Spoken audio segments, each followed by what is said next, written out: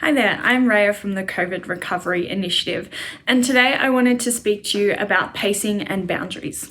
So you will have heard a lot from us in regard to pacing. Pacing is the concept of understanding what your body can handle and tolerate before you're making your symptoms worse. So pacing is the concept of understanding that you have a baseline and to work within that baseline rather than above and beyond and experiencing such fluctuations and severity within your symptoms. So pacing is a huge component of management of return to normal life, and it's a big part of our rehabilitation process. Now, the concept of pacing is very easy to understand. However, it's extremely difficult to actually practice pacing. And because it's so practical, and it makes sense, we feel like we should be able to absolutely nail it and do it perfectly. Now, the difficulty behind pacing is that sometimes it doesn't feel productive because sometimes we feel like it's holding us back. Now, that's a completely normal feeling to have. But one of the biggest concepts that we like to talk to people about is pacing is extremely productive. If you learn how to pace accordingly, you get the most out of your body, the most out of your day or your week without making yourself feel worse. Okay, because if you do too much, it does come at a cost, and that cost is your health, and that is not okay. So pacing is a very large concept of making sure that we're looking after ourselves, making sure that we're listening to our body and supporting our body in return to normal life post-COVID.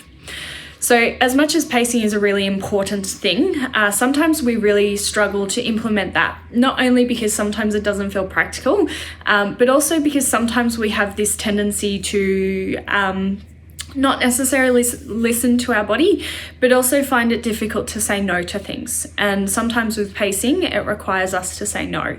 And this is where the concept of boundaries needs to come in. In order for you to take control of your health, you need to prioritize your health. And I know that's extremely difficult. That's not totally easy to do, but this is where boundaries come in.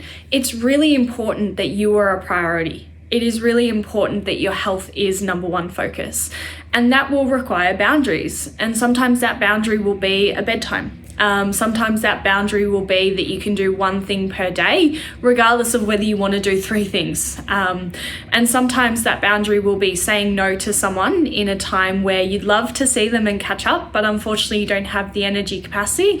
And instead of pushing through and saying yes, you should put your health first and say no.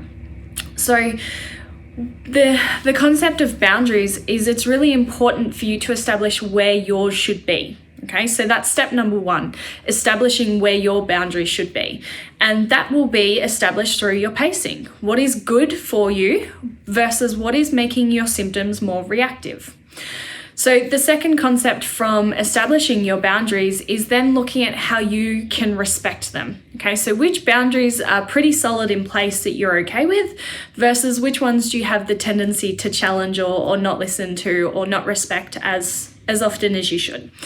And these are the ones that we want to troubleshoot and problem solve and have a look at what strategies we can implement so that you are actually respecting those boundaries. And we want to take that from how do we do some boundaries okay versus what challenges us in other boundaries. And when we can begin to question where our flaws are behind our boundaries, then we can begin to troubleshoot and problem solve. Okay, so following on from that, the third concept behind boundaries is then learning how to communicate that, either how to follow through with that with internal self-talk and dialogue versus actually how to have that conversation with others as well.